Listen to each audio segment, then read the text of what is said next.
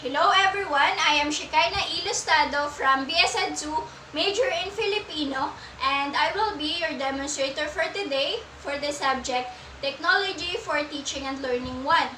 So for today, what we are to tackle is the criteria in choosing appropriate assessment tools.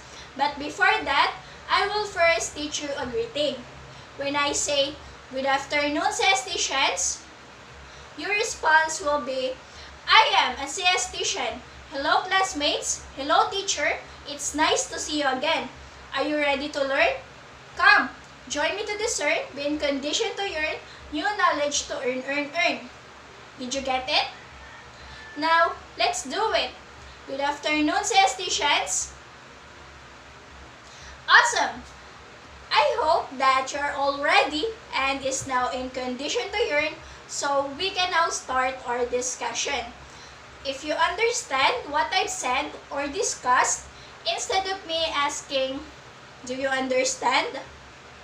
what I will say is, "Chicken," and your response will be, "Nuggets." Now let's try. Chicken? Great! I'm glad that you're all participating. So by that, we can now formally start our discussion. Like what I've said a while ago, the topic that we're going to tackle is the criteria in choosing appropriate assessment tools. So, let me start our discussion by defining first what is criteria. Criteria is a principle or standard by which something may be judged or decided. Criteria is also known as the basis when judging or assessing someone or something.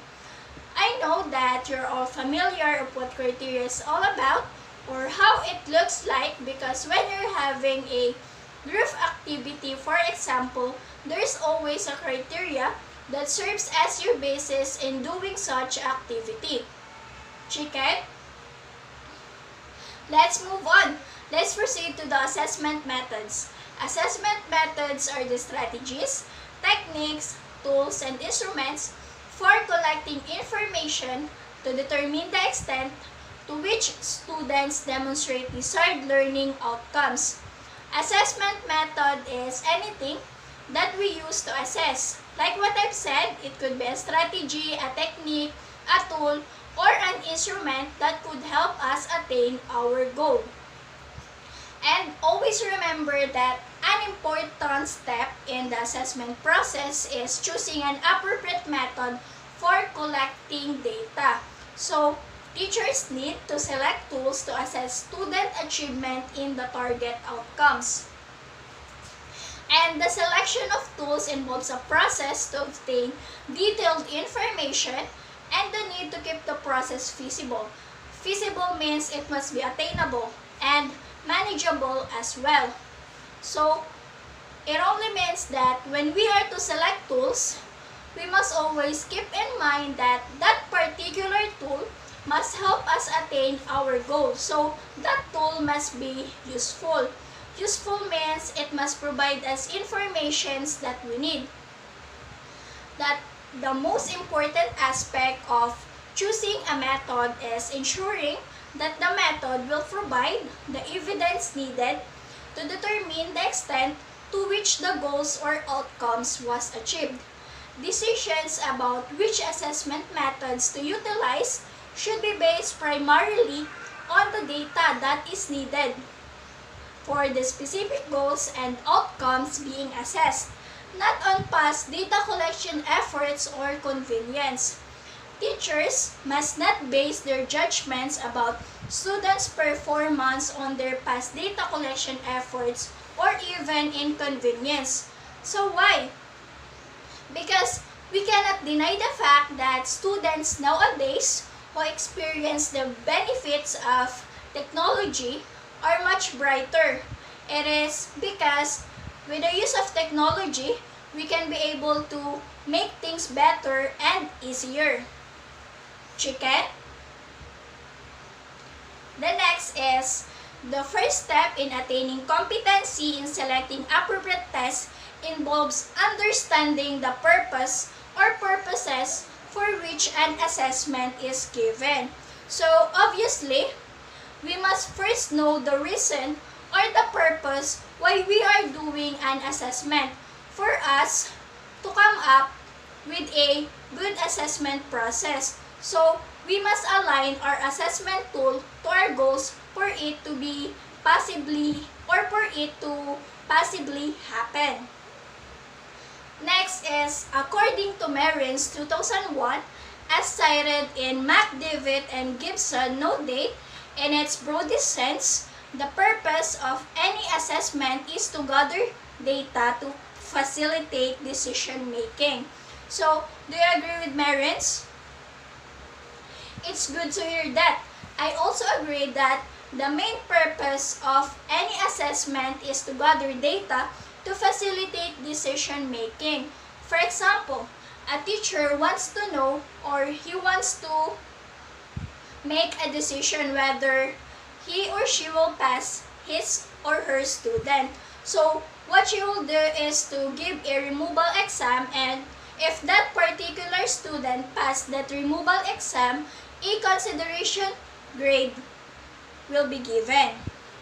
So, there are things that we can consider in choosing appropriate assessment tools. So, there are three things that we can consider in choosing appropriate assessment tools. So those things are goals of assessment, methods of assessment, it's either direct or indirect. The third one is the interval in giving assessment. So, let us discuss each one of them. The first one is the goals of assessment. It is important to consider first the goals of assessment before choosing an appropriate assessment tool, because the goal is the reason why you are doing an assessment. So, having a clear goal when assessing is important, as it serves as your reason or motivation, and it also serves as your guide when assessing. Goal is something that you want to achieve. Setting goals limits or restricts your task. So, let's proceed to the second thing that we must consider. So, it is the methods of assessments. It's either direct or indirect. So, later, I will discuss to you the difference between direct and indirect method. The last thing is the interval in giving assessment. Interval in giving assessment is necessary because when you're using the same strategy every day, the students will surely feel bored because they will experience the same thing each day. So, it is not also necessary to give assessment every time you finish discussing a topic. Like what I've said a while ago, aside from its time consuming, the students will feel bored every time you give them a quiz after you discuss a topic. And the right time in giving assessment is at least once a week or even every other day. It's okay, or it will be fine to have a recapitulation before you start your discussion, but having an assessment every day will not be fine. So, did you still remember what are the things that we should consider in choosing appropriate assessment tools? Great! So, let us have a short recapitulation of the three things that we should consider in choosing appropriate assessment tools. What are those three things? Very good! Those things are the goals of assessment, methods of assessment, it's either direct or indirect, and the third one or the last one is the interval in giving assessment. Chicken? Let's proceed. One of the challenges for beginning teachers is to select and use appropriate assessment techniques suited to the learner's needs. So, during teaching, teachers not only have to communicate the information they planned, but also continuously monitor students' learning and motivation in order to know whether modifications have to be made.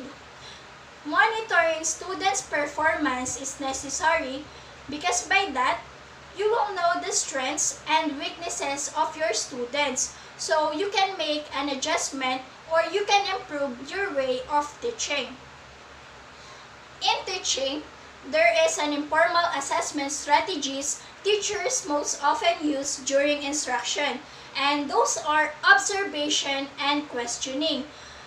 These are said to be informal assessment because they are not written nor recorded. The main purpose is to know if the students understand what the teacher has discussed. So, let's proceed.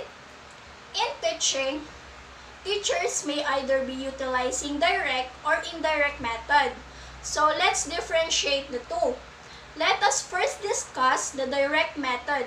Direct method is any process employed to gather data which requires participants to demonstrate their knowledge, behavior, or thought processes. So from the word itself, it's direct. So the examples are examinations, written assignments, oral presentations and performances, internship supervisors' ratings of student skills, and etc. So now, let's proceed to the indirect methods. Indirect methods can provide a useful supplement and check on the findings from direct measures. So indirect methods allows the students to reflect upon their knowledge. The examples are student satisfaction surveys, surveys of students and alumni, exit interviews with graduating students, and etc. So for you to better understand the difference between the two, I will give you an example. Example is a department or program has identified effective oral communication as a learning goal or outcome. A direct assessment method involves observing and assessing students in the act of oral communication. For example, is by a presentation scored with a rubric, and in indirect method, asking students to indicate how effective they think they are at communicating orally. It can be through survey-like instrument with a rating scale. In the example that I have given, the learning goal or outcome is effective oral communication.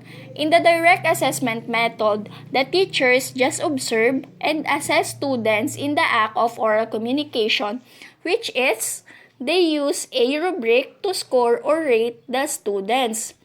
In the indirect method, the teachers just ask the students to indicate how effective they think they are at communicating orally, and they use a survey-like instrument like the rating scale. Like what I've said, in the indirect method is they just allow students to reflect upon their knowledge. Chicken? Are you still with me, class? Very good. So now, there are characteristics that we can consider in selecting appropriate assessment tools. It could be conventional or ICT-based assessment. So the first thing that we can consider is measure the desired level of performance. So it is important to consider the level of performance, or that the characteristic of that particular tool must measure the level of performance. And the level of performance could be level of satisfaction, productivity, efficiency, student performance, and etc. So the second characteristic is it must be cost-effective in terms of effort, time, and money. Or in short, the tool that you're going to choose must be worth it, or it could provide you things that you need. The third one is it must be useful. Useful means it will provide or produce results that provide information that can be used in making decisions to improve student learning. The fourth one, it must be reasonably accurate and truthful. That's right. The characteristics of the tool or the characteristic of the tool that you must choose is it must provide you accurate and truthful in terms of the results. So the fifth one or the fifth characteristic is dependable, consistent responses over time. So it is connected with the fourth one. It must be dependable. It must provide you results that are consistent, or it must be reliable. The last characteristic is evidence of being ongoing, not once and done. It is like being consistent as well. After the discussion of a certain lesson, the teacher conducts formative assessment. One of the key characteristics of formative assessment is the frequent use of evidence gathered from various methods as feedback. So guys, I want to share with you the 5 strands according to Drigas and Karyutaki 2006. So according to them, the 5 strands are the participation, perspective taking, social regulation, task regulation, students learning, and knowledge building skills. So we can now proceed to creating and utilizing rubric, because I know that everything that I've discussed is already clear to you. So now, we will define what is a rubric. Rubric is a set of criteria used to determine scoring for an assignment, performance, or product. I know that all of you knows that a rubric is a tool that could provide us a systematic way of collecting information about a particular behavior, a knowledge, or skills. And the main purpose of rubric is to assess student performances. For some performances, the teacher may observe the student in the process of doing something like making their projects, online drill, tutorial, and many more. Class, there are 2 types of rubric. So rubric can be analytic or holistic. Analytic rubrics describes works on each criterion separately. It utilizes separate holistic ratings of specific characteristics, products, or behaviors. So in short, in analytic rubric, criterions are evaluated separately. So for example is an analytic rubric for creativity. The criteria could be very creative, ordinary or routinary, and imitative. And the characteristics could be depth of quality of ideas, variety of sources, organization and combination of ideas, originality of contribution. As you can see, class, this is an example of an analytic rubric, which is an analytic rubric for creativity. Here, we have 4 columns. The first column is very creative, second, creative, third, ordinary or routine, and the last is imitative. We have also characteristics that we seek to measure, like the depth and quality of ideas, variety of sources, organization and combination of ideas, originality of contribution. So let us see what does the table says about very creative in terms of depth and quality of ideas. Ideas represent a startling variety of important concepts from different contexts or disciplines. Variety of sources is created product draws on a wide-ranging variety of sources, including different texts, media, resource persons, and or personal experiences. In organization and combination of ideas, ideas are combined in original and surprising ways to solve a problem, address an issue, or make something new. Originality of contribution, created product is interesting, new, and or helpful, making an original contribution on that includes identifying a previously unknown problem, issue, or purpose. So as you can observe, class, in the table of very creative, all the characteristics that we seek to measure are perfect, or the product that we're evaluating is perfect for it to be said very creative. In the table of creative, depth and quality of ideas is ideas represent important concepts from different contexts or disciplines.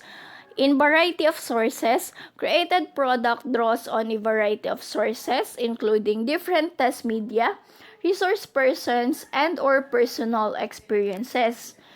In organization and combination of ideas, ideas are combined in ways that are derived from the thinking of others. For example, of the authors in sources consulted.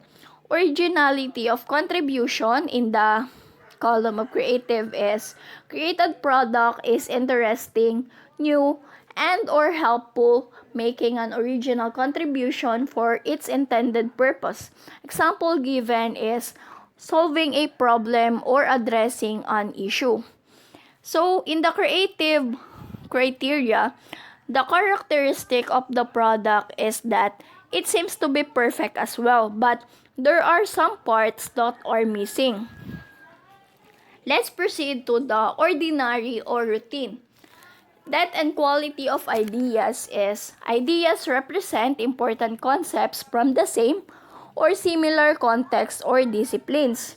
Variety of sources is created product draws on a limited set of sources and media. Organization and combination of ideas. Ideas are combined in ways that are derived from the thinking of others. For example, of the authors in sources consulted. Originality of contribution. Created product serves its intended purpose. Example given is solving a problem or addressing an issue. So here in the column of ordinary or routine, the characteristic of the product is, from the word itself, it's just ordinary. There's nothing new on it. The last is imitative. The depth and quality of ideas is ideas do not represent important concepts.